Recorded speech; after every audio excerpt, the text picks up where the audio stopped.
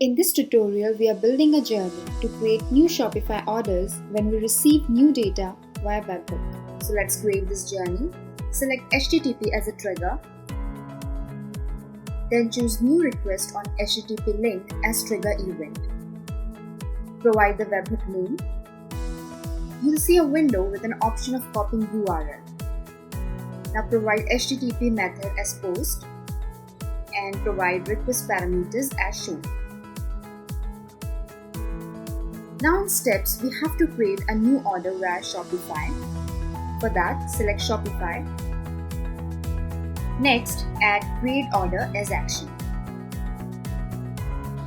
Select an existing connection and click on Link an Account. Now, let's provide the order details. For the line items, provide variant ID. Provide quantity from HTTP app data queue. Now go back to trigger.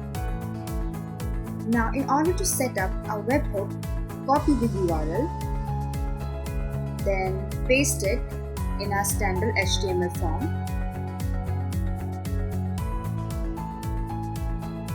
Then save it as HTML file. Then open it using the browser. Whenever we submit details via this form, Webhook will capture the details. We are now ready with our journey. Now save the changes and start journey. Now let's check the output. Go to Webhook form. Provide your email address, name, item and quantity.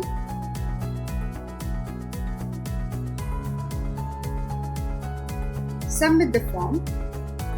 Now let's go to journey.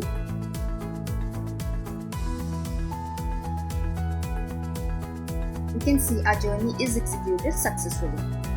Now let's go to Shopify. We can see a new order added with provided details. In this way, we can build an automation journey to create new order in Shopify using webhook data. I hope you liked this video. To know more and get help in building automation journeys, visit Quickwork.